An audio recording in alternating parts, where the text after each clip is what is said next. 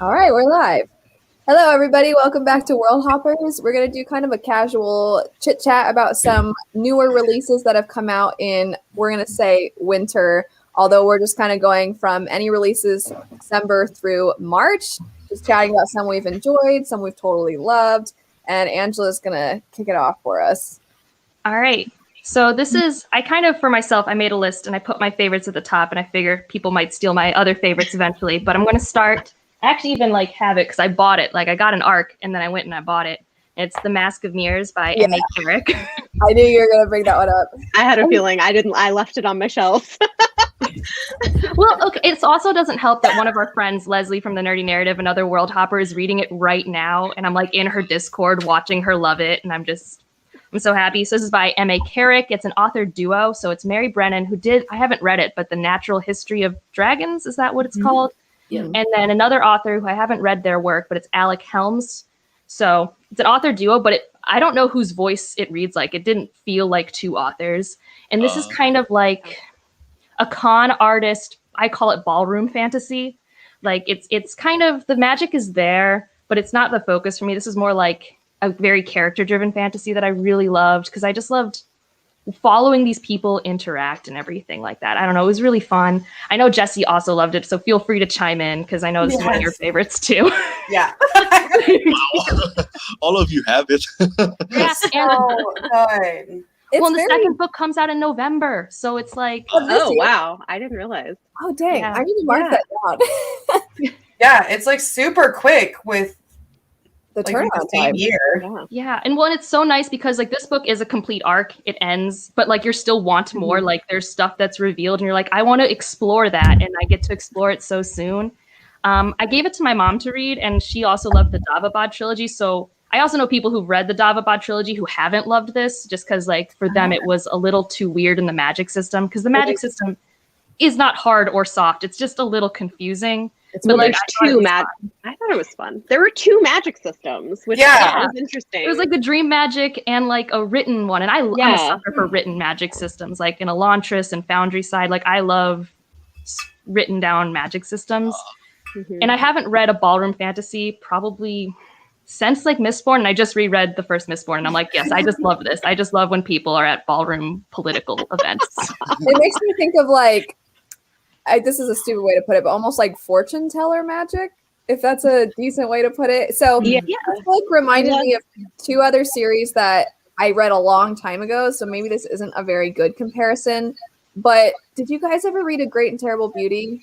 Yes. I love No, but I picked it up. Okay, I read those in college. Oh.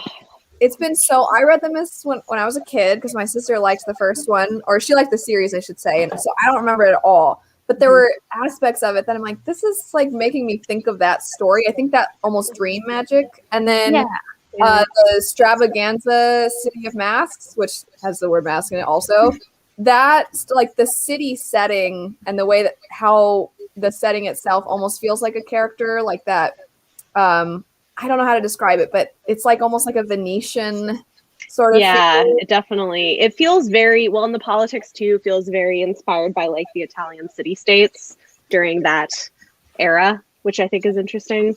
Well, because it's also dealing with colonization on some level, which is why you have the low magic system, which is from the colonized people with the tarot type thing and whatever, and then the colonizers have the high academic written magic. I thought that was really interesting. It was interesting. I will say it's a book that I'm sometimes I'm I don't really know what's happening. I don't know what to say, but I'm down, because I think the characters were fun enough.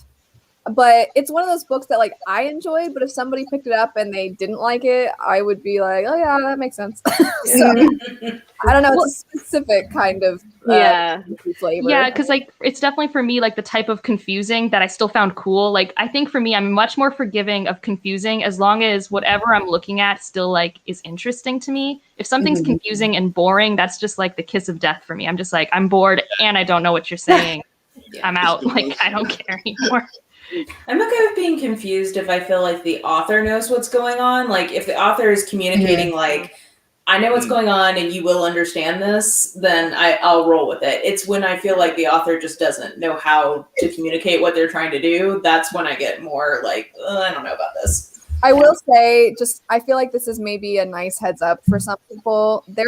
It's pretty intense with the fantasy names. There's like the fantasy names are not, they just roll off the tongue kind of fantasy names. Nadejra is even like Z's, and I feel like maybe X's and Y's and stuff a lot, like ZH type spellings. And so that can make it a little challenging, I think. And then also, I found that because usually when you have multiple point of view stories, the characters are not always, I shouldn't say usually, but I find that in some of the ones I've read, the characters are in different locations. And so you almost identify them with like, oh yeah, that's the person in the desert. That's the person in the cold place. But they're all connected. And so sometimes I'd be like, when I was first starting, trying to figure out exactly what was going on, because they're all like intertwined right from the start. And you have the con artist, and so she's herself as different people sometimes. So it wasn't complicated. It's not confusing because it's so complex and it's told in an interesting way. It's just there's a decent amount of fantasy things I think to take in all at once. Yeah, like I think this would be a fantasy book that someone who hasn't read fantasy could pick up and be okay, but it's definitely one that I'm more comfortable giving to someone who has read a few of like other fantasy books. I don't think I would give it to a beginner. Like I do think that if it sounds cool, they could pick it up and be okay. But like, yeah, it definitely I totally did my thing where I don't know. Maybe if they've read a lot of like historical fiction from Italy, like I don't think I would. Otherwise, I don't know if I would give this to a beginner. I know that's why I want to compliment the cover too. I don't know your guys' cover taste, but I feel like this cover when I saw it, I was like, I don't even care what it's about. I don't know what it's about because the cover is awesome. So I think the cover is why I requested the arc. I didn't know anything. I was just like, that's Same. Let me see. I want to see if they say somewhere at the beginning who did the art. I don't know. I feel like I need to be better about complimenting the artists or the cover designers themselves. Yeah, but that's not the video we're doing. What was that, Patrick? The cover artist is Necro. The name. Okay. Oh. I love checking out cover artists. I need to be better about it. Because I'll be like, this art's amazing. It looks so good. And then I'm like, well, somebody worked on that really hard. So, yeah, cover design by Lauren Panapinto. And then the illustration, it says Necro. I'll have to see if I can find them on Instagram. So. Oh, and something else I just wanted to say for like the author duo, because I found when I was Googling it, you get the first search you get for Alec Helms is misgendering them. They use they, them pronouns. Oh, yeah. But when I first was looking them up, the first Google thing has the wrong pronouns, but on their Twitter, they say they, them, which I just always like to look for myself. Their Goodreads, I don't know if their Goodreads had been updated. Yeah. It's just like, it's just one of those things I've been trying to be better about. And I just like noticed that it was wrong. It's like no one's fault. That's nice. Yeah. That's really nice of you to mention. Yeah. I think that was great. We have already talked about this one book for a while. Was there anything else we wanted to say about it, or do we want to switch now to another one? We didn't even talk to that there's like this really awesome character called the Rook, but that's all I'm gonna say. There's like a Mask Avenger, and he's by far everyone's favorite thing. Like Zorro, right? The Zorro character. Yeah. And I will say, for people that don't want, because I wouldn't even really say there's like an overwhelming romantic presence in this book, but there is the like, like brooding, tall, dark, not brooding, more like, the opposite of that, almost like charming, tall, dark, and handsome, mysterious, masked man. So if anybody thinks that sounds interesting, you'll get that in this book. But yeah, go ahead, Mara. What's your book?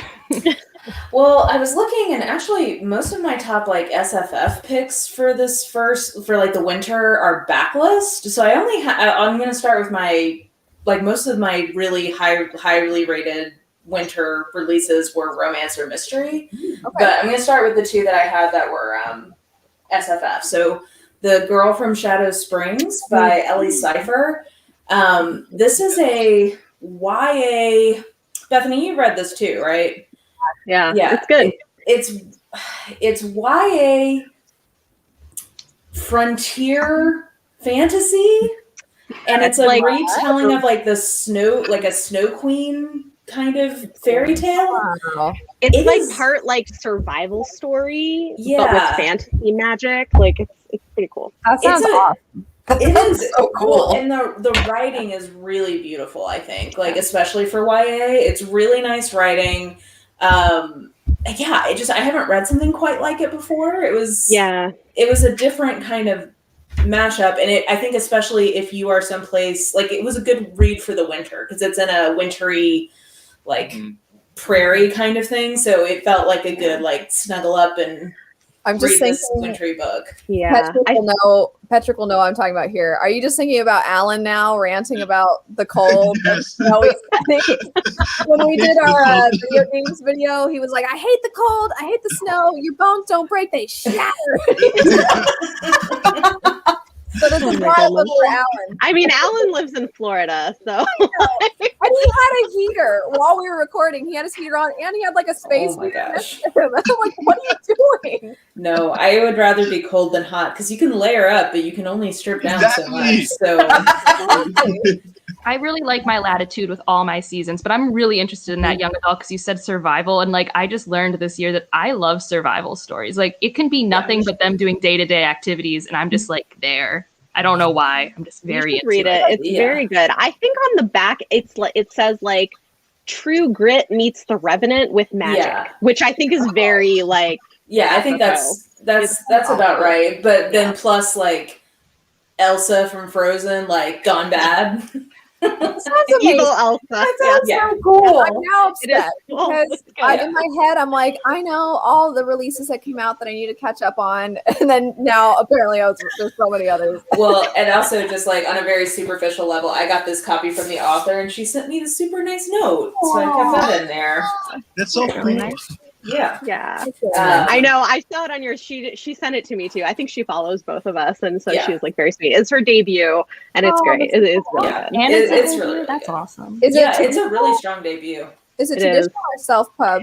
Traditional. Simon and Schuster. Mm-hmm. Okay. Yeah. Simon Teen one. Yeah. Is it And it's okay? a Is it a beautiful cover. standalone or a first in a series? It's a standalone. Standalone. Oh, man, Oh. I'm like putting a big star next to this. I'm Right?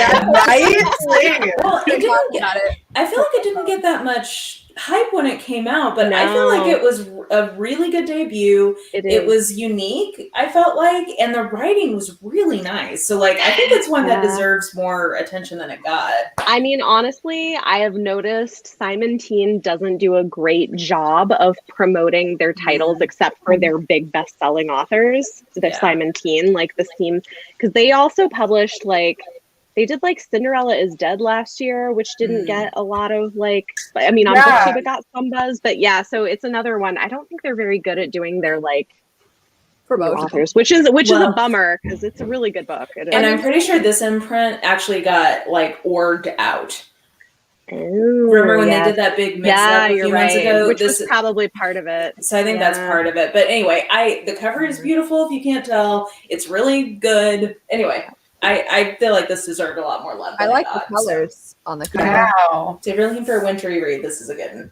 Yeah. I'm so pumped now. I want to go out and buy that. Right? Good. Yes. I don't Support think Ellie. I've seen it at the bookstore. Like I feel like I've never because I've seen it almost nowhere. I think me and Bethany are the only two people I know who've read it, but it's really good. It's very good. I think a lot of people would enjoy it. It's unfortunate it hasn't gotten more buzz.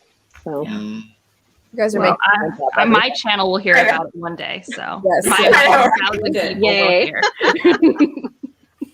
and now Worldhoppers will hear about And now it. Worldhoppers, yes, Worldhoppers, go out there, buy some Yes. copies of this, or Yes. ask your library for it. Great.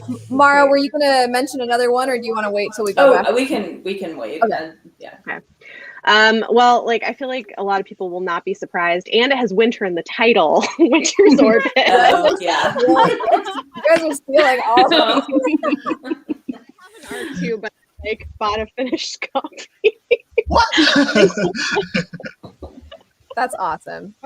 Yeah, I love this. So this is definitely one of my favorite books that I've read so far this year. It's just like it was everything that I wanted. It's like part slow burn, political marriage of convenience, gay romance, part politically driven science fiction with kind of a like a murder mystery sort of plot thing.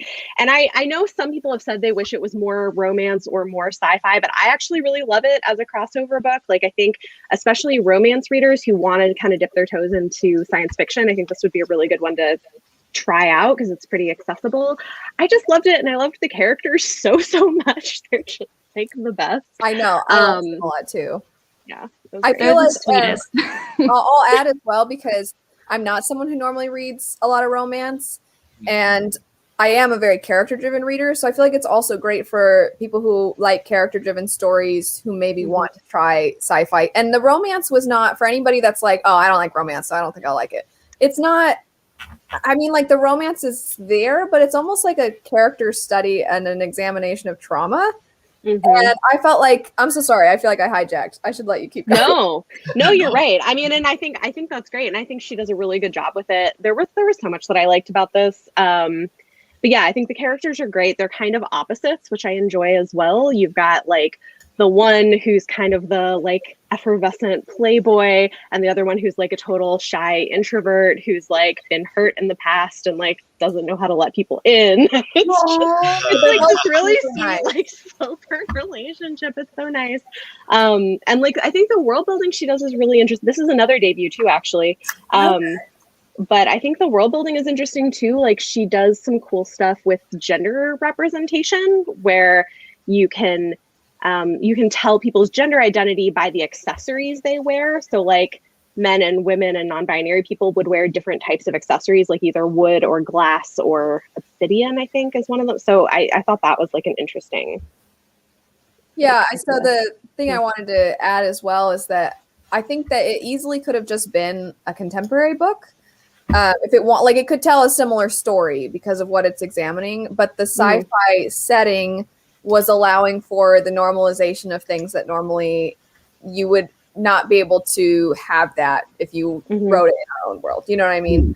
Yeah. So I feel like the sci-fi setting did a good job of allowing people to read something and not feel like it's going to be seen as a negative in this world that they're going to have to like explain to everybody. And it's just like, they exist. Look at their people. So. Yeah, and I also really liked this, but I was thrown, maybe because I read a lot of space opera sci-fi, that like I was so into the romance. I thought the romance and the characters were so good. And when it decided to go focus more on this mystery, which in the book's defense, mystery is not like a murder mystery is not the plot for me. That's not my favorite thing. And so when it decided to hyper focus on that, I was just like, oh, but I want to watch them talk to each other more. I want to be back over here. But no, we're over here. And then I also I actually felt like the world building is really cool, but I found it actually really confusing. But I think that makes sense. But I found it actually hard for me to latch onto for a fair bit. I don't know why. I was just like, I was confused about the stakes, I guess. I didn't understand. I do think that there are certain things, like there's some stuff that happens toward the end that I don't know if that technology, I'll call it, was prepped earlier for you to know that that was a possible thing that could happen. But like you're saying, I don't know if that's what the main focus even was. Yeah. Well, also, our main characters, our main point of views, it was pretty clear that they also don't know what's happening. So like it makes sense based off how the story's told. It's just based off what I normally like from my sci-fi world building. I was just left like, I am way more confused than I normally am. But I don't think I'm supposed to be, because my friend was reading it with me who doesn't read a lot of sci-fi, and they were fine. I was just like... it's just interesting to me because like I was fine with it. Like I didn't find it particularly confusing. But I think part of it is I just kind of, with stuff like this, I just kind of go with it and figure I'll eventually get told what I need to know. And I think that was really true here. Like by the end of the book, they do explain a lot of things. It's just, it takes a while to get there. So I don't know. Yeah. I want to add, I really liked the narrator for the audiobook. He had like a little bit of a Steve West sound for people who know who Steve West is. I don't know if you listened to the audiobook, but I thought he did a great job. Oh, that's good to know. I may try that at some point if I do a reread. No, because I read it early before the audiobook was out. But yeah, I thought he really, because I already liked the characters of like, oh, they're so sweet. I love them. But then he, I think, brought them to life even more. He did a great job. you listen to the audiobook. How do we say their names? Because I definitely didn't say them right in my head. Oh yeah.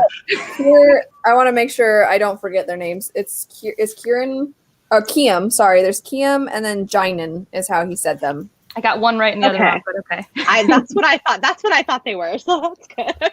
If I'm remembering correctly, how stupid would it be if I'm like totally wrong? It's for sure how he said it. I would have never gotten them right, so it's fine. Oh, yeah, I got like this was fun. I got like pre-order goodies with like a Spaces Gay pin. I love that.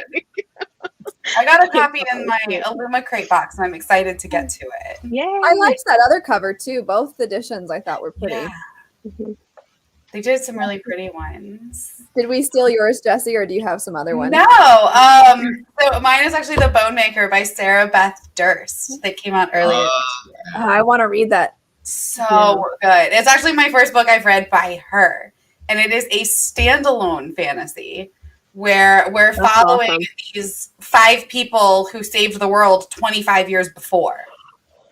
So it's like what happens after your traditional like YA chosen one story as they're like old adults and like the whole world knows them, and like there's trauma, and it's like we start out with one is dead and one is crazy and one is like super rich and famous and one's just disappeared off the grid. So it's like them all coming back together because they think they have to save the world just one more time. And there's bone magic. It sounds almost. I never finished it because I actually didn't love it, but it sounds like a little bit Kings of the Wild. That yeah, I loved Kings of the Wild, and it definitely gave me some of that band back together without the humor. So without that like underlying like humor that Kings of the Wild had, but it also reminded me a lot of the Bone Shard Daughter with like the magic system itself. I need to read that. Cool. I think was you'll like confusing this. I think you'll like it. How many? I'm pretty So sure. it's the Bone Maker's Daughter and the Bone Shard Daughter. And Yeah, there's 2 different books. The Bone Maker and the Bone Shard Daughter. Yeah, daughter's only in one of them. Oh, okay. Yeah, The Bone Maker and okay, sorry. So Too I many have a bones. question. Yeah. Who I know Patrick for sure, but who else has read The Bone Shard Daughter? Has anybody else? Okay. Oh, yay. It's on my It's list. good. I'm like ready. it a lot. I like It's it. Angela, I think you'll like it. Oh, it sounds okay. I'm really hoping I do. I'm trying to ignore everyone who talks about it because if I go in with too much hype, I will be sad. Because I mean, that's what happened to me with Jade War, and it's not happening again. Yeah, But- it's not like a perfect book, but I feel like it would be up your alley, and it's a good debut. Like it's a good. Yeah. And I'm just excited that the sequel's coming out this year, so I'll at least have that. And hopefully it's not like the sequel of a trilogy that makes me wish the 3rd book was out, but I'll accept that if that happens. Hopefully I'd love it enough to reread it before the 3rd or something. It's very interesting. It's almost to me a little bit of a genre bender. Just some elements that are in the story. Yeah. Patrick and Jesse and Bethany, all of you guys who have also read it. There's just some things at the end. Like I wouldn't even say the book is sci-fi, but there's some themes that you often see in sci-fi books that I feel like pop up. And then there's elements that are creepy, and I was like, "This is legit, like really scary." So, I need to stop talking, otherwise, One thing that I do think is interesting, though, is the magic system. Like, reminded me a little bit of, and now I can't think of the book name. It reminds me of Foundry Side a little. Yes, that was exactly what I was going to say. The magic system reminds me of Foundry Side a little bit. Yeah. I haven't read that one yet. Okay. Like one of the interesting about the Bone Shard Daughter is that it used a lot of POV, not just one third person, not only one first person. It combines them into one book, and I think that's very interesting because we don't get to see a lot of book like that, especially for a debut. I agree. Yeah, I was telling. Yeah. I said too in my review, I'm like, I felt kind of dumb because I didn't even notice at first. Oh, really? Really? Yeah, I don't know. Like I was just reading. Because there's a couple characters that are more significant, and those are the ones that are in first person, and then the ones that aren't as significant are in third. So then in my brain, I was just the only time. Okay, I don't know how far it was into the book, but I got to a certain perspective, and I'm like, why are we referring to them in like as he, she instead of I? And I was like, wait a sec. I'm like, oh gosh darn it, I feel so dumb. How did I felt so much better. And I admitted, I'm like, I felt stupid, and I know this sounds stupid to say, but I didn't notice at first. And somebody commented, they're like, I didn't notice the whole time. I like never tell when we change those things in books. I'm like the worst at book club when people are like, and why do we think the author changed to second person point of view? And I'm like, they did that? Right. Oh. I'm like that too. I'm like, oh wait, what? What happened? When did that one come out? That one obviously wasn't a winter. That was in the fall, like September, October. Yeah. So it actually came out in the winter in the UK, I think, though. So it kind of counts. Okay, there you go. Hey, there you go. Lots of bone magic lately, it seems like. Yeah. No. Yeah. Well, also the what's that YA one that came out about? It was like a siren, not literally like in the ocean, but there's like siren songs essentially. Oh shoot, what was it called? Oh, A Song Below Water. Was no, that it? No, not that one. It has the cover is like blue-ish, like a grayish blue with some green, and the girl's wearing a white dress. What the heck? I read it and I was like, I didn't hate it, but it also it was like an enemies to lover where she's supposed to kill the guy, her like one true love. She's supposed to kill him, and then she can like have the magical powers or whatever. Gosh darn it, I don't remember what it's called. Crazy. I must not have read. Catherine Purdue or something like that, I think was the author. And Charlie Bowater did the cover. Why can't I remember everyone? I didn't. I think I've seen this, but I didn't read it, so I don't really know. I think that Bone Moon. Thank you, Bone Crier's Moon. That's it. Okay. I was about to say I wasn't getting anywhere with all these clues on my Google images. No, I was like, this is not registering for me, but I Charlie believe you. Bowater. Oh wait, that she does they do a bunch of them. So that's never helpful. Anyway, so I almost feel like we didn't even keep talking about the Bone Maker. Yeah, they really are similar. Like the magic systems are really similar in both of them, with using like actual bones. But in Bone Maker, they use animal bones because like using human bones is like banned. See, that's what in Bone Crier's Moon, they use animal bones. Okay. Mm-hmm. Okay. So, but yeah, we really have an influx of magic. Yeah, and Jesse, you know that I really liked her other series. Well, I didn't love the ending, but I like the way Sarah Beth Durst writes older characters in general.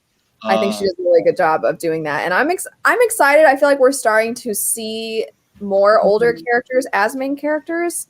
And I say this as a 28-year-old, but I still just appreciate, like I like seeing all different parts of life and different perspectives, and I feel like she writes them well. So yeah, I'm excited for the Bone Maker. Yeah, it's good, and I just picked up Queen of Blood too. So another great book by her is We Raised the Sand. Have you heard of it? I've heard of it. Oh, I haven't read it. Really good, and it's also a standalone. Okay. And to relate to what Elle just said, I think she's really good at writing older characters because the main character in We Raised the Sands is from the perspective of a mother trying to do her best to protect her kid. And I think it's really good. Right now. I feel like Jesse needs to read that like tomorrow. Just throw it out. It's like my whole brand.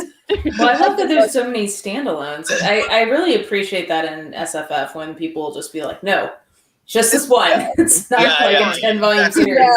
The second book in her Queens of Renthia series, The Reluctant Queen, has just like the best mom character. But I do feel bad because I don't know if I'm not a mother, but I think a lot of you guys know I love following mom accounts and like legit will watch like new essential videos, and I'm like, I don't know who I'm watching this for, but I'm gonna watch it. So I love watching mom content. I love seeing like perspectives on things. And in that book, the mom is so protective of her kids. She's like, I'm doing what I have to do for my children. She's so self-sacrificing, but I've seen some reviews that feel like her identity is wrapped up in like being a mother. She's not her own person. Yeah. And I'm like, I get why it's like, I don't want to put anybody's perspective down, and I can understand why it would feel that way. But at the same time, I'm like, I mean, that's kind of what it's like for a lot of mothers. That's like they're so like, it's not that they're not their own person, but their love for their children is like so strong, and it's like such a powerful force. And I feel like she captured that in that book. And I get a little sad a little bit when it's like, ugh, I'm just like, I get it. You like your kids. Well, I mean, duh. Right? Yeah. Better than the alternative. I do think I do think it's complicated because I'm definitely the kind, because I think I'm the kind of parent who like loves my kids a lot, but also really, really needs to have an identity that has nothing to do with them. And so like I just want to be like careful, because I think either way, either type of being a mother is totally fine, and sometimes there can be like shaming both directions. And so I just think like, I don't know. Well, and I can understand that more, like if it's a life and death situation with your kids, like you're probably going to be pretty focused on like keeping your kids alive. Right. I mean, that's this series, like that's legit everything because it's a dangerous setting. So I've talked a lot about it on my own channel, but for anybody who doesn't know, it's this forest setting where there are these things called spirits, and they come in all different shapes and sizes and forms, and their instinct is to protect the forest, which leads them to want to kill humans, because humans, just by living in the forest, harm the forest in a sense. And so there's a woman, it's almost like the queen bee. There's a woman among humans a lot of women have magic that involves interacting and like compelling spirits, but there's one woman that needs to be found who has the strongest magic, and she holds the spirits in check so that they don't slaughter everybody. And so there's some hiccups that are occurring with the magic, and so every now and then like entire little tree villages will be slaughtered because of these spirits. And so that's where the mom's like, I'm getting my kids out of here. Like she's trying to protect them from these. Yeah. And that's in the second book though. There's the whole first book without her, but I enjoyed her a lot. Mm.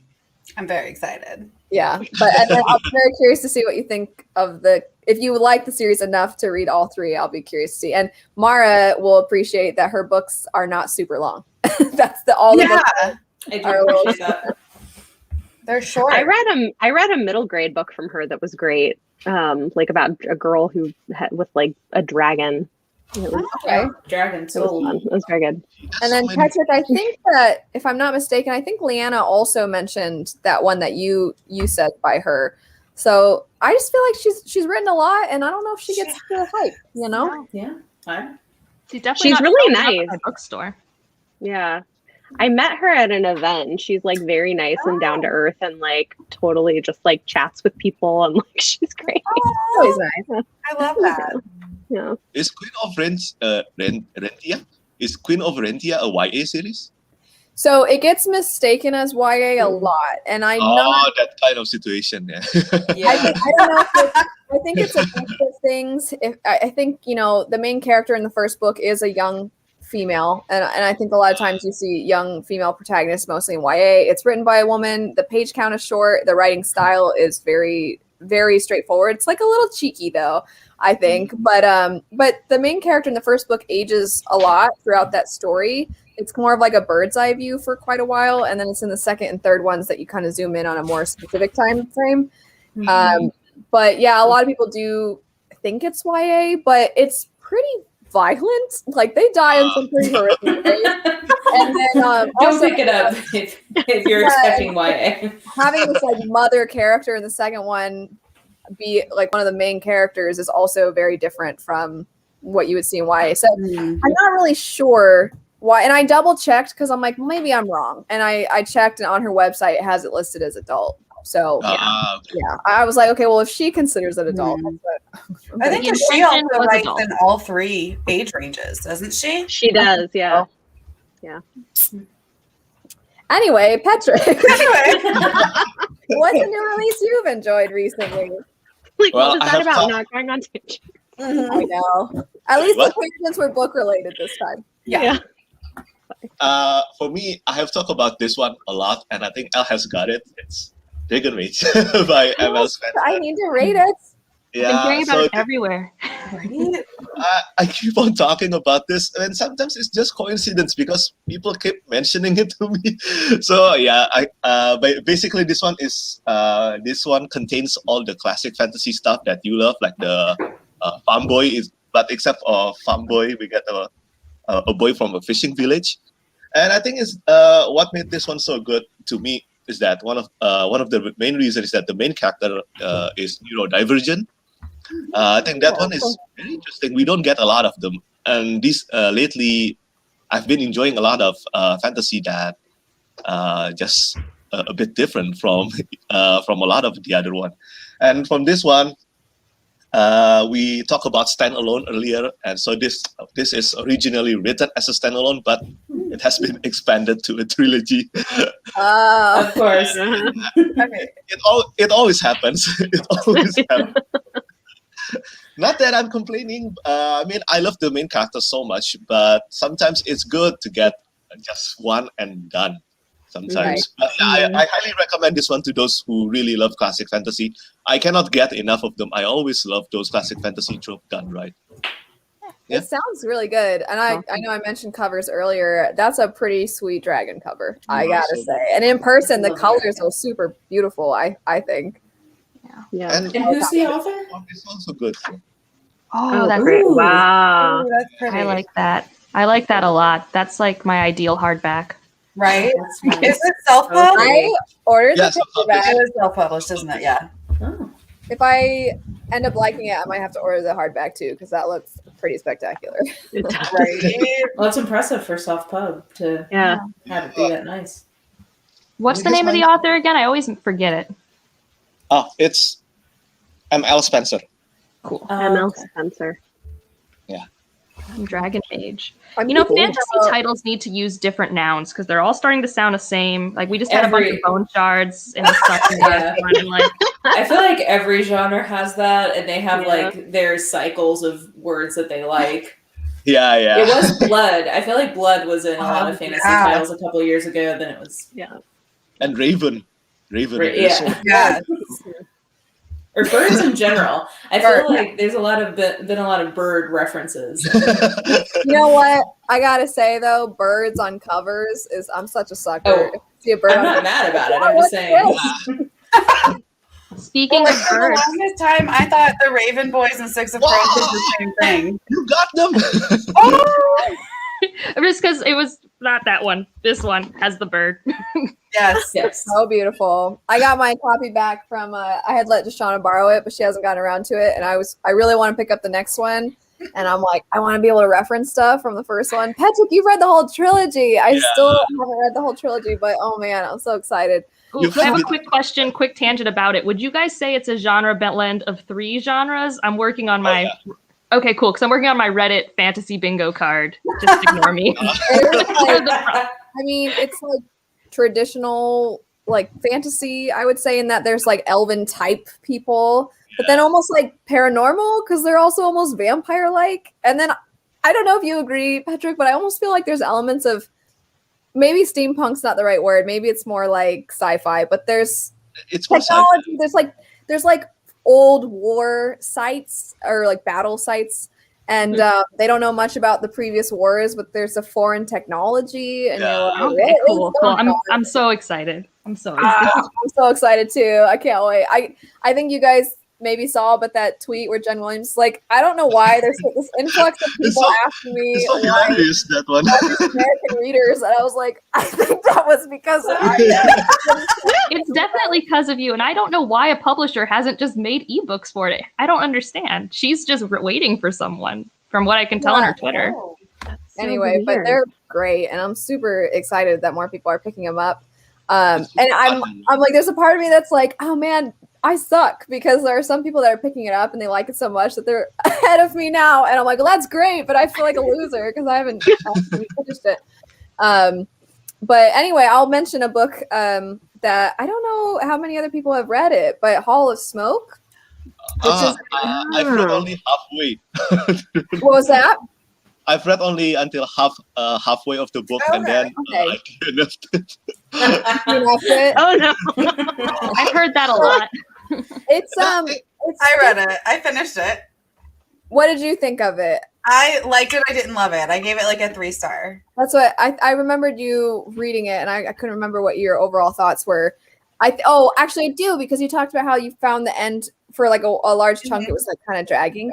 I mean, it's a very specific kind of fantasy. It's almost like Norse mythology fantasy. Yeah, it is Norse. It is Norse. So I enjoyed it for what it was, and I liked the main character. I don't know. I just feel like a lot of the story was them it's like kind of a survival story, but also them grieving while also being caught in the middle of all this stuff with these gods and goddesses. And I just thought it was, I don't know, it was interesting. And I really liked the atmosphere of it, but I never felt extremely connected to anybody. I never felt like the magic is very much not a magic system. It's not like rules and limitations by any means. It's just kind of, I don't know. It was interesting, but I do feel like if anybody likes that more Norse mythology and Viking feel, they're not Vikings, but that feel of it, then I can see why, you know, like you would maybe really like it. But also if you're like, I don't know, it doesn't sound like my thing, then you might not. But it's basically a standalone, and there's going to be a companion sequel. I think so. I think chronologically it'll come after, but it doesn't. It's not a direct sequel, I believe. So I thought it was interesting. I liked the writing itself too, and I'm excited to see what her other story is like. I'll definitely read the companion sequel like when it comes out, because like I liked it enough that like I want to know more. Like I still liked the world. It just, I feel like kind of like you, I didn't connect super well with like the characters, but I liked like the writing, and I thought the world was really cool, and I liked the end of it because it started to like pick up. Right. I think the best, I'm not going to lie, the best part for me was the beginning. I just felt like the beginning was fantastic. I liked the opening.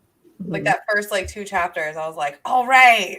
Right. I was very impacted by the beginning. And then it does, I mean, because they are in mourning essentially from some sad stuff that happens. And I don't know how else to word this, but characters in mourning are not the most entertaining of perspectives. And she's your only perspective. So you're just following her a lot. And she'll occasionally be like, oh, yeah, like people I cared about are dead now. And you're like, sad for sure. But it's not like, I don't know, there's no like fun, charismatic, charming. It's not really there. And the moodiness of the gods and goddesses, they don't feel like obviously people, so you don't really have a normal cast of characters, and there's also almost like religious fanatics, and they don't exactly feel like normal human beings either. So it doesn't have those characters to connect to in the same way. But if you like a good atmospheric read and you like the Norse mythology feel, I think that you would like it. But also I just want to say, I don't know if this counts because it technically came out for sure in spring. But if we're talking about March releases, I just want to say real quick, I'm going to bring it up. Had to slip it in. That is all. Oh, mine's back there, but yes. You guys are going to make me read it, and I will, but I have to wait for the 3rd book with all the stress you guys are talking about. I need it. I think that was a wise decision. That Jade was messaging me last night, and she was like, okay, I was going to read this and then go to bed because it's like after midnight, but I can't sleep now. Like, I'm so excited though, like Anastasia vibes, and like the fact that Alan also liked it, because I'm a pretty picky young adult reader. Like I like young adult, but I'm like really picky, and this sounds like it'll be good. I definitely have felt like, and I don't know how else to express this. I'm not trying to sound whiny or like I'm complaining, but I feel like, you know, people would expect perhaps somebody who already enjoys both young adult and adult to be more inclined to like it. So having Alan, a 39-year-old man who doesn't normally like YA, it's like the stamp of approval, you know, like have a decent chance. And talking about it more, it's interesting because the first one I think feels a little bit more YA, perhaps just based off of a few of the tropes that are there and stuff and the behavior of the characters. But the second one, I don't know. It's very interesting. It almost feels like it transcends age range because it's not so explicit in the violence and everything that you know, like can't hand it to a younger reader. But the themes and the politics of it are so mature. And so it's like an interesting, I don't know, it's a really interesting combination. And she was saying too that the younger readers definitely latch on to like the action and those sorts of things, where the older readers are like more about the emotions and the trauma of the characters and these moral dilemmas. And I'm like, yeah, that's the part I eat up. So I really liked it a lot. It's so good. All right. Well, my next one is my favorite science fiction. And I think Bethany just finished this recently, so you can gush about it with me. But this is the sequel to A Memory Called Empire, A Desolation Called Peace. She has a copy. I read that one. I mean, I really love so Memory good. Called Empire. Like, I mean, I didn't even give it 5 stars. I don't know why, but I'm like so strict about my rating system for sci-fi. But A Desolation Called Peace has so many of my favorite sci-fi tropes in it. Like, A Memory Called Empire is more like a memory political sci-fi, and this one like is military sci-fi with some first encounter. And I love all of that. Yeah, but I mean, I think even still, it's still a lot about like language and like how do we communicate with each other and what makes us human. And like, I love it so much. Like A Memory Called Empire, I loved, but I think I gave it like 4.5 stars because I had some pacing issues with it. Whereas this, it's multi POV, and that really solved the pacing stuff for me. Does it follow multi-point of view makes it so good. It's really good. What? Is it the same set of characters or is it different people? It adds some new ones. So like you get the main characters that you had the first time, but then it adds on a few other people and kind of expands the view. Which is so cool because you get the Empire's perspective from people in the Empire and before you didn't, which really helps with that whole, like she was saying, like language disconnect, cultural disconnect. Like we had like someone who was trying not to be conquered in the first book, and now we have the conquerors, and it's just so good. Like it's still thematically so rich, which is something I loved about the first one. But this one had a fun plot for me because it had my plot tropes in it. So the pacing, like Bethany was saying, was way more consistent. I had more characters to latch onto, which also helped with just some of the conversations because you really could see both people's perspective while they're having these really tough conversations that I'm so glad were had on page, because if they weren't had, I was going to have some issues with some character things that were going down. I was impressed with like the nuance of so many things. I mean, like one thing that stood out to me that I thought was interesting is like one of the side plots is you have this like romantic relationship between these two women. And like, I think I put this in my review because I thought it was really interesting that the way she handles that is it kind of problematizes this issue of like in an interracial relationship, somebody like exoticizing the other person. And like it actually addresses that, but then also leaves space for like the messiness of human emotion and like how that gets really messy and complicated. Like I've never seen somebody do that quite like that before. And I thought it was really good. No, that was really important to me. And I was really happy because I felt like in the first book it was addressed, but it was also still like, I'm concerned a little bit because there's like always been this power imbalance with these people. And it kind of does flip back and forth, but it's really good. And I know, Mara, I don't know if you've read it yet, but I know you, when you finished Memory Called Empire, you weren't sure if you were going to pick up the sequel. And I really think you should. I'm going to say that what you're saying makes me feel better about not continuing, not because it doesn't sound good, but what I really liked, and I really liked where A Memory Called Empire ended. And I don't know that I'm looking for something that's like super military. Like that's not so much my favorite sci-fi trope. Like it's okay. But I really like the political machinations. You like the Light Brigade, though. Oh, geez. I did. Oh, yeah. Are we hearing an echo? There's an echo somewhere. A little bit. Patrick is capturing it. I'm testing the oh no. Yeah. Well, it's not my microphone. I'm muted. I have headphones on, so it's not me. Okay. It's okay if there's an echo. It's fun. But I would just say that like it's not. I mean, it does have military elements to it, but they're tied in with politics. Oh gosh, that's really bad. No, I don't. There isn't any from my place. Oh. Maybe well, usually if you don't hear the echo, that means it's your microphone. That's what I've learned when I've had this issue. Oh. Is it Patrick's fault? Patrick, is it not your fault? Hi. Yeah, you don't sound echoey. No, it's probably your microphone. Or the feedback. Sometimes it seems like it's just the connection. Every now and then we just get a wave of echo because now it sounds weird. Fine. Yeah, it sounds fine now. Better, yeah.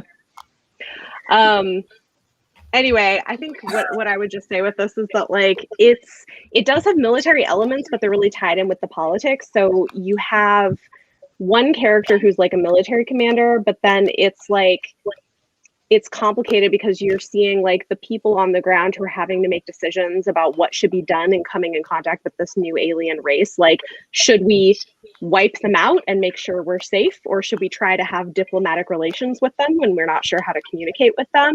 And like, so like it has a military element to it, but it's not like, I don't know. Like it has some like military scenes, but like, I don't know. That's not my favorite type of sci-fi either. And I really loved it, but yeah, I mean, it has it in that like one of the point of views, actually I would say like a couple give you insight into that part of the puzzle because it is important to the whole thing, but it's also again being used for the thematic elements because we really need to see this empire conquering and devouring. We've just been talking about it in a memory called Empire, but here we are at the front lines. Yeah, I liked how it ended too. Like it was a very satisfying like end to the series, I think. But she still might write a novella with one of the characters, and I'm very excited. It. I'll take whatever she wants. I'm so excited. And this is the conclusion, right, to the series, right? Yeah, for this arc, she might still write in the world. When I was looking up all of her stuff, I hope she does because I love this world. I'm really like she put it. so much into it, and like what she had influencing. It's just so quality. Just really, The name of the main characters are so unique. 3 seagrass. What even is that? Well, it's interesting because it explains it's like a naming convention in their where in their culture. Like it's like you choose, you get to. I don't because I think you choose your object. Like you have a number and an object, and like a lot of their language has to do with poetry and stuff. And one thing that I didn't know, I don't think in the first book that gets brought up here is that you're not supposed to choose like an animal. Like it's supposed to be an inanimate object, and that becomes like an interesting thing. It's really cool when people name themselves when they're obviously like not naturalized citizens, or like they come in because they'll use stuff like weird machine cars, and people are like roll their eyes like, oh, of course they chose that noun. It's such like a bad name, has no elegance. Yeah. There's just so much good commentary, and I just really love the characters. So that's my favorite sci-fi. But like, is it the you guys are still talking about Empire? Yeah. Desolation. Would you say that I don't want to use the word pretentious, but is it like almost like more highbrow-esque? People say it's a little complex, and it is. I mean, it is. It's like it's got a lot of philosophical themes. I feel like if you enjoy, it's sort of like how N.K. Jemison's books are that way, where there's a plot, but then there's also a lot of like depth and complexity to the themes and world building. It's very similar, but science fiction. So, and I mean, I guess sometimes in the first book, the main character could be seen as a little bit preachy and repetitive in some of her thought processes, but honestly, it's something she's so conflicted about, and it's something that she's being forced to interact with daily. So it kind of makes sense, this whole idea of loving a place, but also loving home and knowing they'll never be accepted in a place. Like that whole idea is, I mean, I really liked it mainly because like, I mean, I'm a daughter of an immigrant. So like, that's just a very relatable thread to latch onto. And it is like, it's always conflicting. Like, what does it mean to belong somewhere? And like, but I would say the writing itself is not as hard to follow as some of, like, for instance, the N.K. Jemisin comparison. I think that the writing is more straightforward than that from what I've read of N.K. Jemisin. No, that's super helpful. I was going to ask if you feel like it is similar to N.K. Jemisin, because I know that is, it's a certain taste. And so I wasn't sure if it was something like that, or because I'd heard it was pretty complex and you might have to kind of, I mean, not that you should like casually just like look at the words on pages or whatever, but you kind of have to pay attention more, I guess. So you do. I'd say it's more, at least the first one, you do have to pay more attention, I think, than like your average genre book, but I wouldn't put it, I didn't personally find it as difficult to, or like not difficult, but just I don't have to have as much focus as when I'm reading something from N.K. Jemisin, if that helps. Yes, that helps a lot, because I'm interested in the series, but also I'm like, it's probably going to be one of those series that I like really need to sit and focus and, you know, almost like reread stuff sometimes to make sure you're really taking it all in. And so it's one that I would have to like set aside and plan for, if that makes sense. I don't know if I could pick it up casually. So that's kind of why I was wondering about that.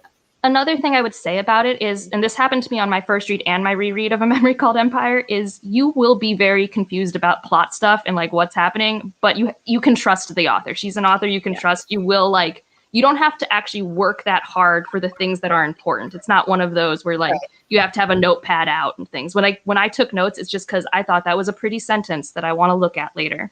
Gotcha. Like, so it's not Malazan. No. Having now read Malazan, it's nothing like that. Okay. No, I mean, and I would agree. I mean, I guess with N.K. Jemisin, it too depends on which series, but I think this is like they're different writers, but I think that's the closest similarity to what I would say in terms of just the different levels you can read it at. Because I guess I feel that way about N.K. Jemisin's work, where you can like read the basic story, but you can also like dive deeper into like what she's doing with the structure and the themes. And I feel like that these books are similar in that way. Yeah, there's definitely metaphorical density, but I don't think that the writing itself is as obscure, or I'm not sure what word I'm using. I mean, I think N.K. Jemisin's writing is lovely, but it does take a certain level of just like you kind of got to focus on it. Yeah, I would say that for me, I would just say that for me, like someone who likes direct prose more often, like what Sanderson does and things, this is denser and more lyrical, and like purposely so, because it's a whole culture who loves poetry. So like there were times when that slowed down the pacing for me. And there is a part, like I think Bethany probably also knows it, like it's after the halfway point. There's like a point that it really slows down, but then it goes into like high gear at the end, and it's just jarring a little bit.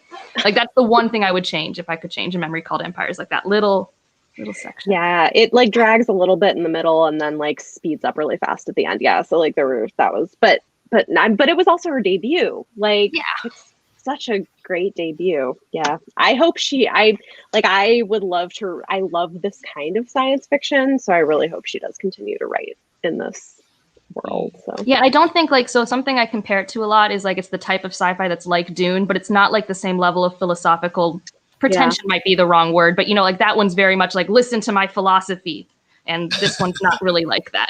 No, it's asking questions and like offering characters who would give different answers, which I think is really interesting. Because there's so many of the themes that you guys are talking about that sounds really appealing to me, but I'm also like, sometimes I'm really basic. So. Yeah, don't pick this up when you're feeling like an easy read. Yeah, that's for sure. Yeah, no. Pick your right mood. Okay, yeah, that's super helpful. And then I think because you guys both liked it, that Mara's wait, this way, you're over here. Mara's other second book, right? That you were gonna mention?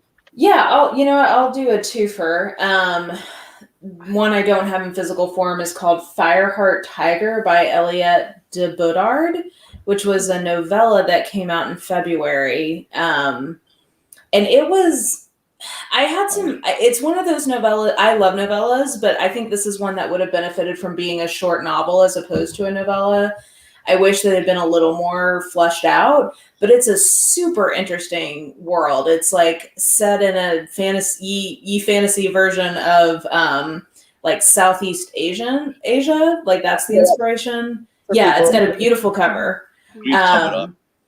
Yeah, and it's basically just like political intrigue. Like that's what the story is it's a version of political intrigue, and it's a world where like all of the royal families are expected to be queer, so it's like a love story between these two princesses, but it's like it takes a turn, and it I think imposes kind of traditional like hetero dynamics onto the sapphic love story, and is making really interesting commentary, I think, on gender roles for both types of relationships. Like it's doing some interesting stuff. The writing is really beautiful. The characters are great. The world building's great. I just think the plot would have benefited from like a little more meat on the bones kind of a thing.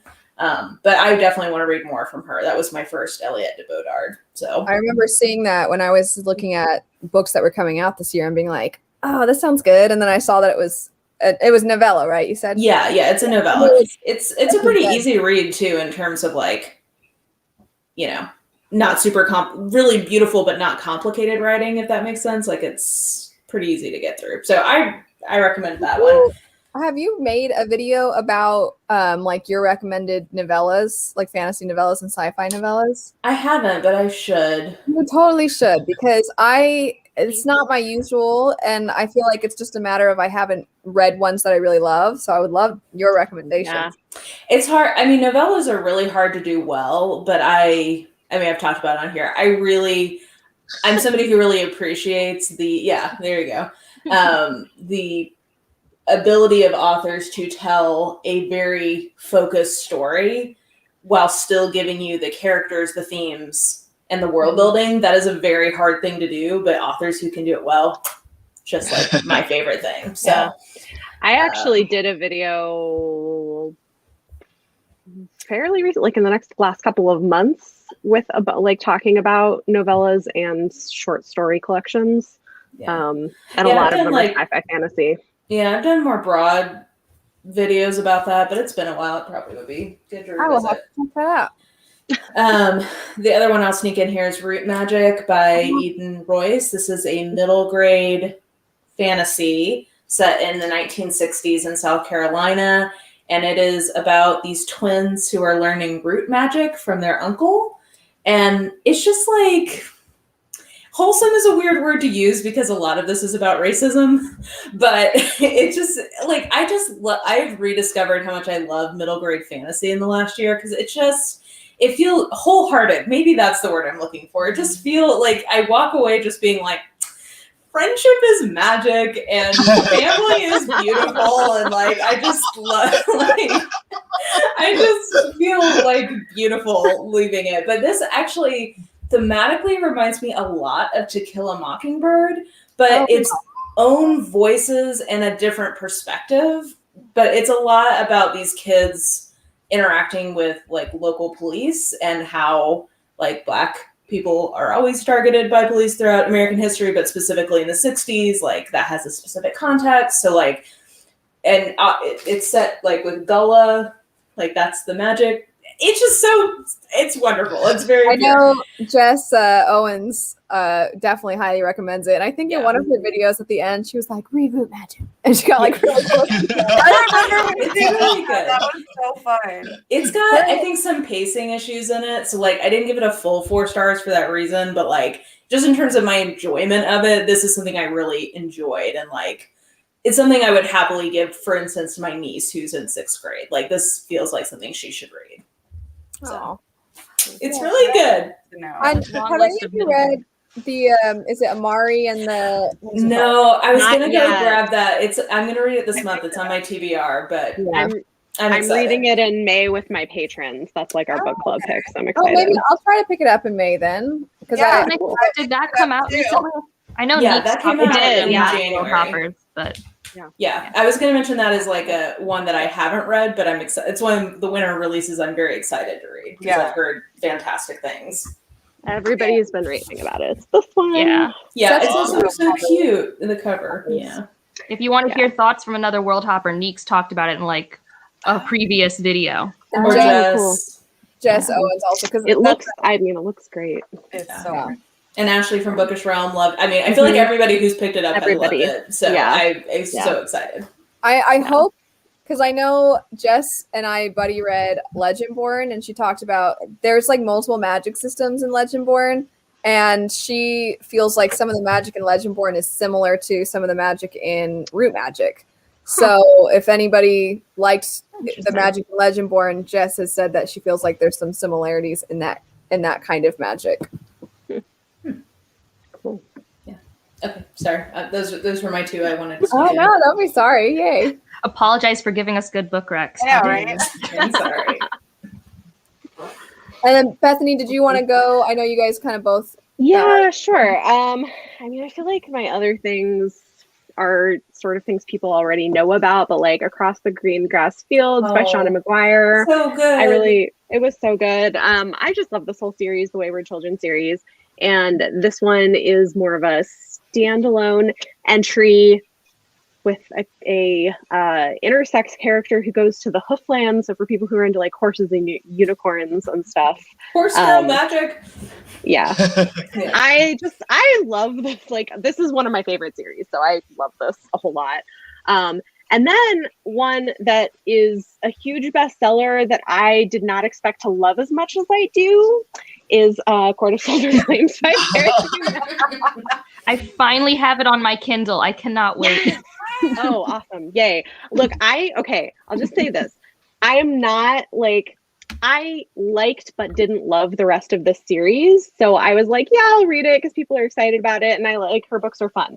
I love this. It's really a book about healing from trauma and it's done so well. And it's also super, super steamy. Like she's like heavily writing adult romance now and is like, this is what I'm doing. So I'm just saying I really loved it. So we have Drama and smut all in one book. yeah. I'm really What excited more to see could you how she ask? gets me to like this character because I know she's going to, but I'm like, please tell me because I am the other sibling who was doing all the work while she sat in a corner doing nothing. So tell me how I'm going to suddenly like this woman. But I'm sure it'll happen. But it'll happen. Like, yeah, I love it. Worldhoppers has a video for that book too. Yeah. Cool. Jesse, do you have more? I do. I had two more, and they're both debuts. And one was The Gilded Ones by Namina Forna. I loved this. It was so good. I was so surprised. I didn't love the ending. It was so good. I was thinking of Alan. It's so good. But yeah, I was surprised too. It was a lot darker than I thought it would be. Yes. Like, this is one of those that I think could easily border on being adult. Isn't it based on like her experiences with child soldiers or something? Yeah, and being a war effect? refugee. Yeah. Yeah, like very early on, there is significant gore. Yeah. Significant. Like, It's very violent. Yeah. So I was actually, when I read it, I was like surprised. I'm like, how is this YA? I really, really liked that, not the gore, but the beginning of the book Oh, yeah. a lot. And then, I mean, Angela, you just said you didn't love the ending, right? yeah. Yeah, the ending. I for didn't me, either. I was I didn't like, because there's some elements to the ending that I was like, I feel like that meant that like a lot of this didn't need to happen. So I'm hoping that the There was sequel a will lot help at the me. end that was like, but It's one of those Yeah. endings where I know the sequel could fix it for me if it does something. Because I feel like the ending took away one of my favorite traits of our main character, who is very bright. She's very inquisitive and thoughtful. And she like puts her friends before, like she like sisters before misters is like her thing. And like I really love that about her. But like I was trying not to say the bad version of that. I was like the PG version of this phrase. But like at the end, it felt like her approach to how things wrapped up felt naive. And I'm like, Yes. and I didn't like It was that, like but wrapped up in a neat little bow. And I was like, I feel like you gave us this really strong book with this dark premise and then like didn't quite land it. I was like, it felt like and she's a debut, you know, it felt to me like maybe she just didn't really know how to like land the plane, like stick the landing. Yeah. The ending was the ending is what dropped it. Like it would have been a favorite of the year for me, I think, if it had hit the ending, but I gave it 4.5 stars. I was like, yeah, mine it would have been a 4.5, but became a 4. I think Bethany and we talked about this book a little bit already, but just the middle chunk, it's a lot of, I feel like it's almost like the leveling up portion of the book. And that's when I started to be like, I don't really care. I don't always like, I mean, it depends on how it's happening, right? Like sometimes I love seeing the struggle. And in this one, I didn't love that middle chunk.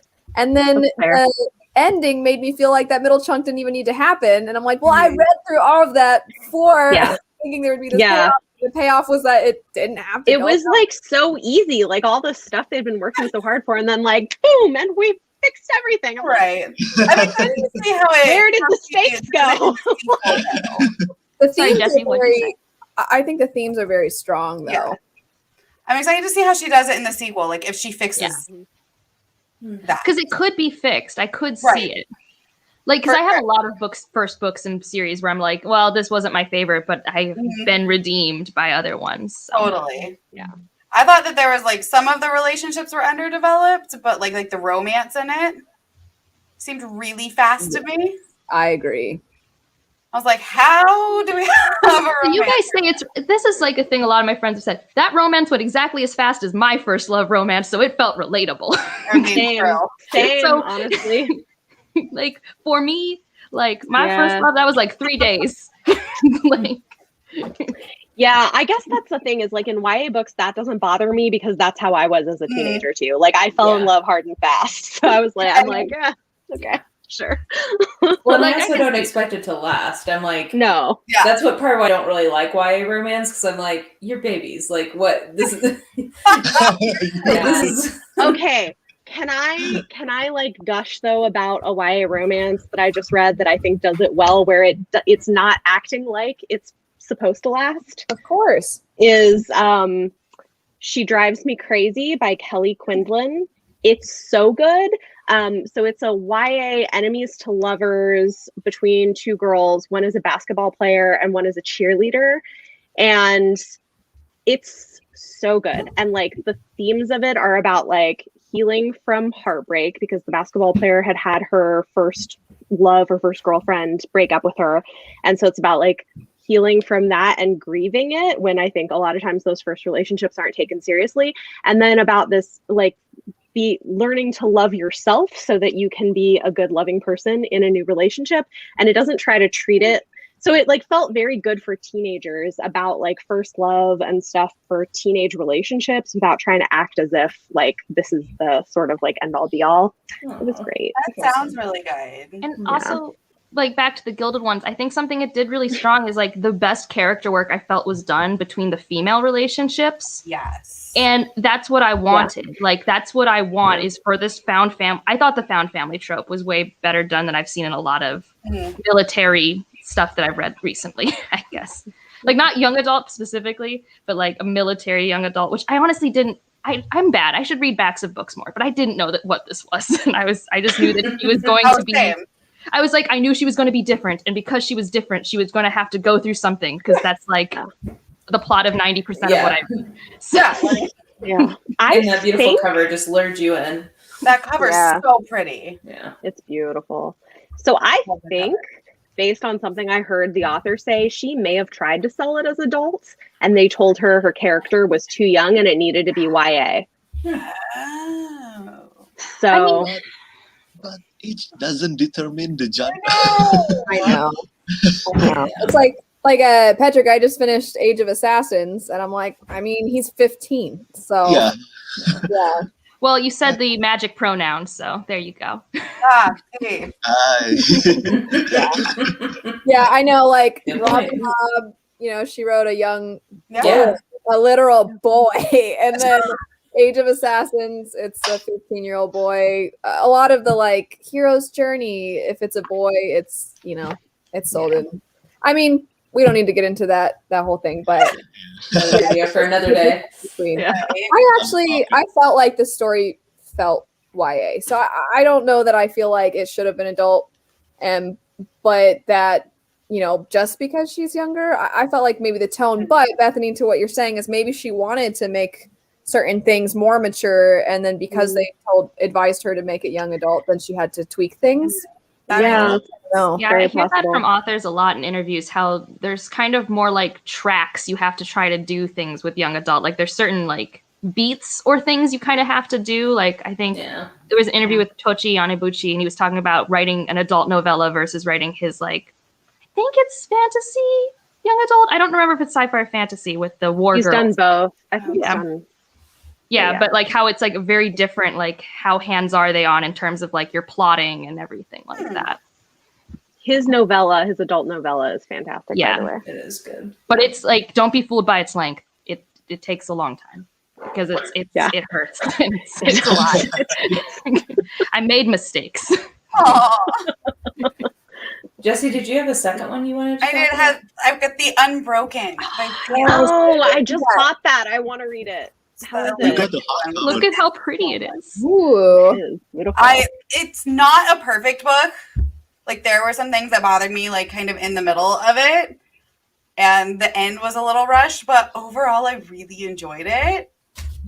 And it's another like North African inspired fantasy where we're literally following a former like child soldier who was like conscripted into this like conquering army and like forced to be their lieutenant.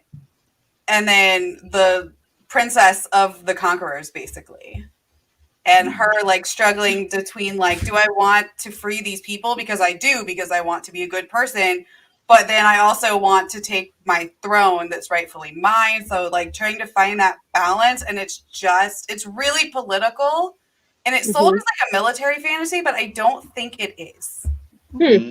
I don't know why, but you like describing those two scenarios, like, do I free all these people or do I take the throne? I'm like, that's her toss-up. Like, what do I do?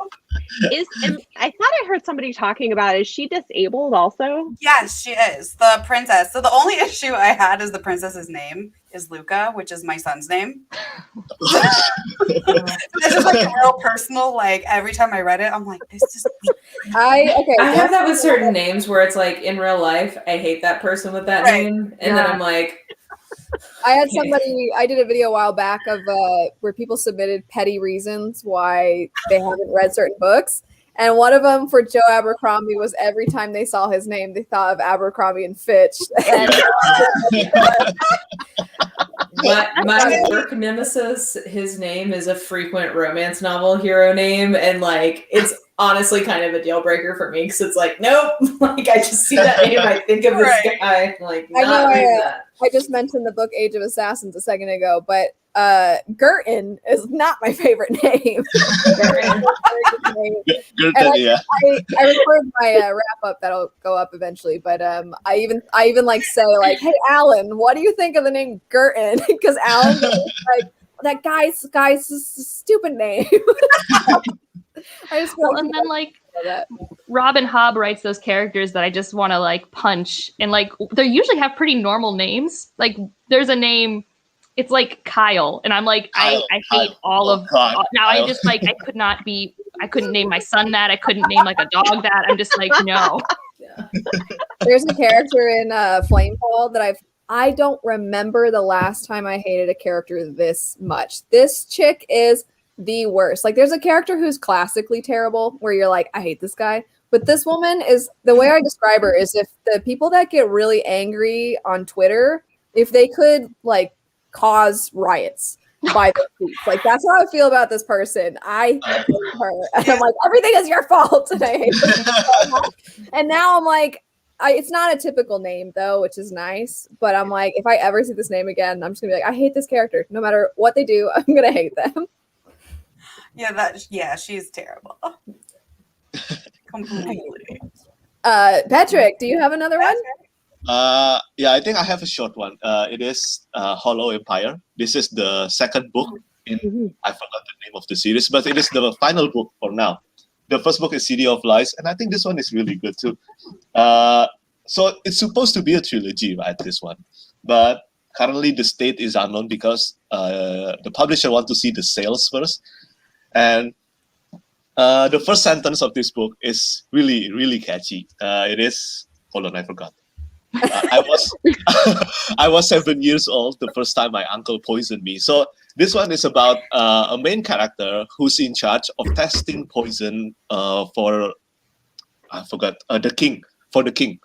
It is but the main characters are both siblings. Both are told from first-person point of view. And I think it's really good. It's really good, this one. And this one has a satisfying ending. But yeah, it's kind of hang in the balance for now because the state of the series is unknown. Okay. I have a friend who's also read it, trying to get me to read it. So now that you've said it and she's said it, I probably should try it one of these days. Yeah, it's such a shame because it is one of those cases where the publishers I don't think they're doing justice to the promotion for these books. I really don't see any promotion from them at all. So yeah. I actually was just talking to my husband about this the other day, that there are some books that they're just on the track to success because of what happens before they're even out and then like the release. So 1000%. Yeah, you see the releases lists and you start to see like the same ones on all these lists, which I'm not blaming any one individual, but even how we start to see this is probably due to how they're marketed. And then everybody talks about them in anticipated releases videos. Those are the ones that end up getting picked up.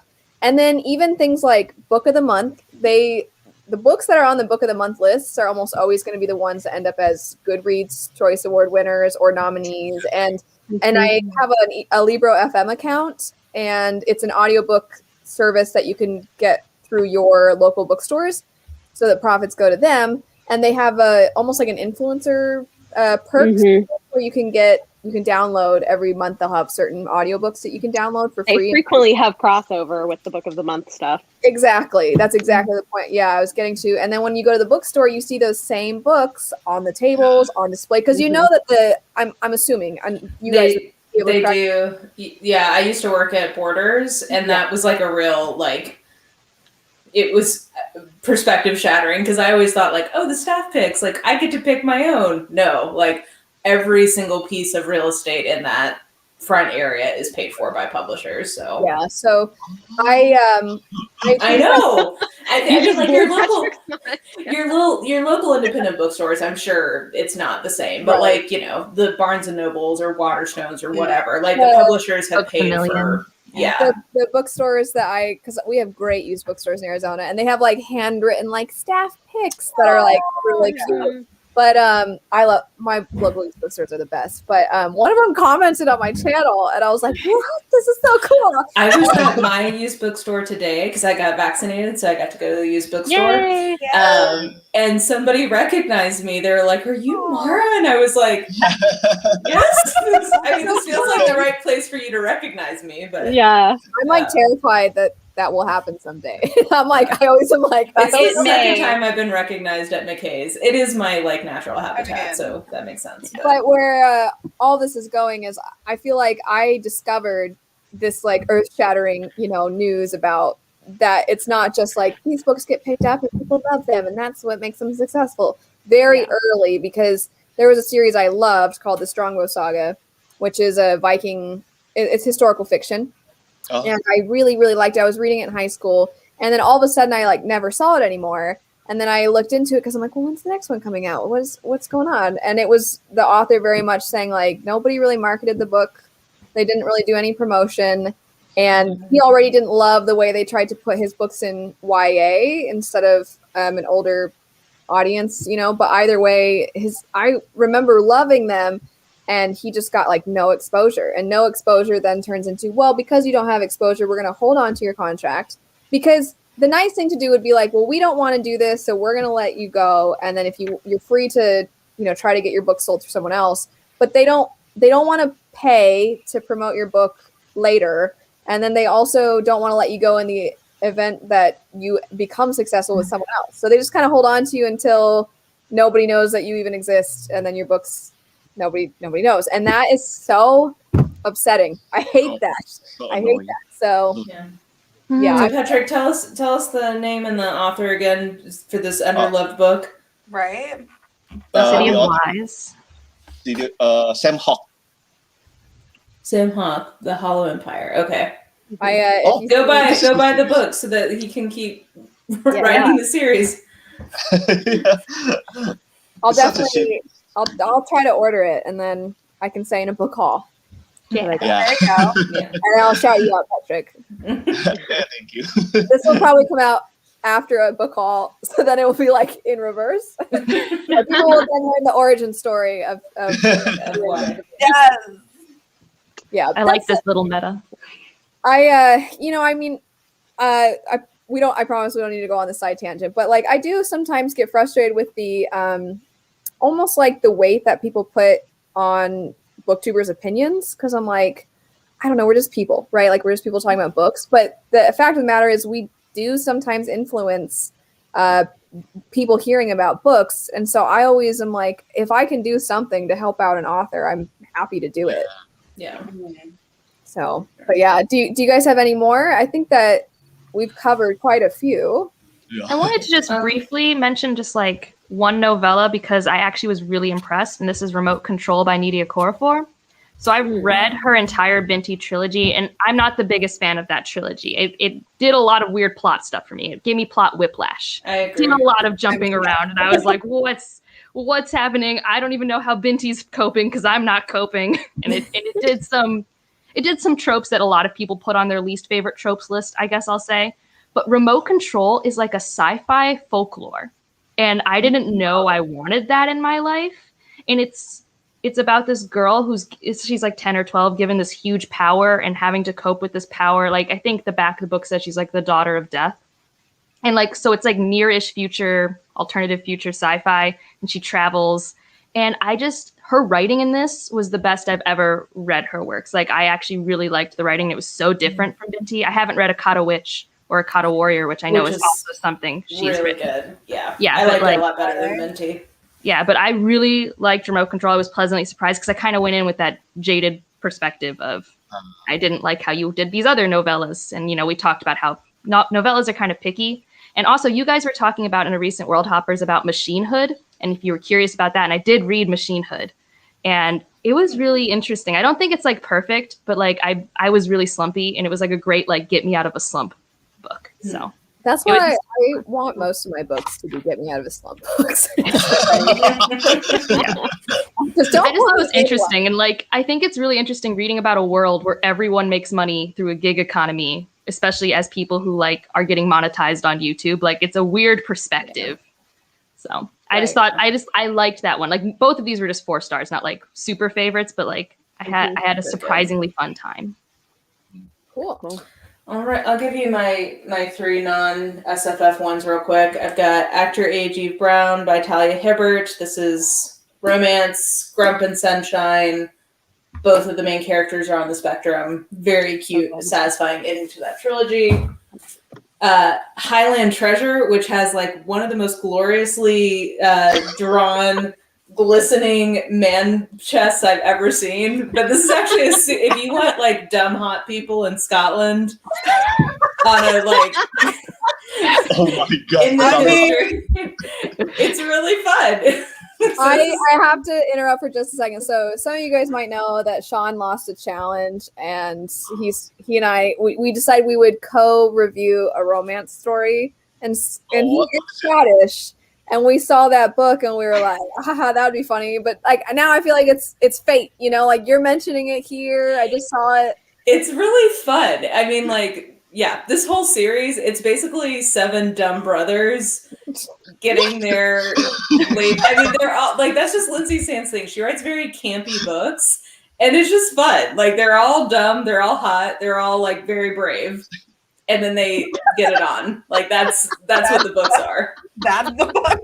Like, that's the book. So these are just fun. That has to be the one that you and I review.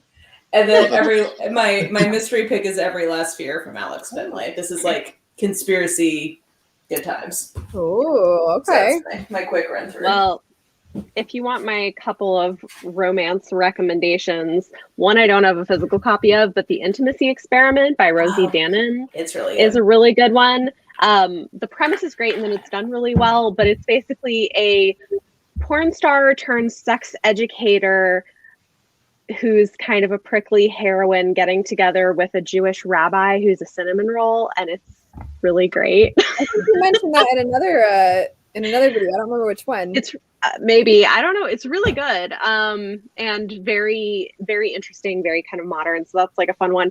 And then Careless Whispers by Cynthia Williams, another one with like a prickly heroine, enemies to lovers, kind of soap opera-ish. Like if you like some melodrama, this is really good. But yeah, that's The Intimacy Experiment. So yeah. So those are my faves so far. Were there any other non-SFF ones that you guys wanted to shout out really quick? Most of us here are like, well, so this isn't a new release, but I literally just read Interior Chinatown, which came out last year, and like it's very timely in terms of like if you want to read a like Asian author talking about what it's like to be Asian American in a very satirical way. I read this in a day, and I don't read fast. I read like 50 pages an hour max. So, I don't know. And again, Interior Chinatown by Charles Yu. Oh yeah. It won the National Book Award, so like I'm not in the minority here. It's a very popular book, but I don't read literary fiction much, like maybe once a month, depending on what my book club makes me do. They're like my vegetable book club. They make me go outside my comfort zone. And sometimes I love it, and sometimes I don't. That's like us making Leanna read all these romances for the Blades and Bodice Ripper book club. She's like, Yeah. okay, this is what I'm doing. She hates all of it. I think it's hilarious. Like I think it's so funny. I wasn't really, like From Blood and Ash is not my thing, but it was like, this Not isn't for her. me. But also, I feel like she applied her usual level of critical analysis, and I'm like, I don't know if that's the book for that. I'm so excited. We have the one that we're reading this month is A Heart of Blood and Ashes. Again, Blood and Ash. And it's really good, but I'm so curious to see what she thinks of it, because it does include a very infamous bloody sex scene, let's just say. Basically, literally sex in the blood of your enemies. So I'm interested to see how she does with that. Sounds pretty standard. Yeah. It's a barbarian romance. So I'm excited for the Leanna treatment of this book. Yeah. I just love that you're the reason why Q and TG read the Ice Planet Barbarians, Oh my and their God. review of that is like gold. I mean, you guys know I'm a proselytizer for Ice Planet Barbarians. I will say the craziest thing that I read and that came out this quarter was Quarantine Alien Rescue. I don't recommend this book, but if you are looking for something that's literally the craziest thing I've ever read, there you go. What is it called? Alien Quarantine Rescue by Robin Lovett. I don't recommend it, but I will say that maybe I'm going to read the next one. I don't know what I read, but it was insane. Anyway. Marvelous. That's great. I mean, we can't even talk about any other books after that, right? Like, Oh no, you guys can, That's it. please continue if you have others. no, I mean, I think we covered a lot of good ones. Been an hour and a half. Doesn't even feel like it, but Right? thank you for those. When this goes up, pretty much everybody but me had to record this at a not great time. So thank you to them all for staying up late or waking up a little earlier to record this video. It was very appreciated. Let us know your favorite approximate winter releases, the last 4 months, basically. Yeah. Recent. Thanks everybody for joining us. We hope you have a good rest of the day. Bye. Bye. Bye.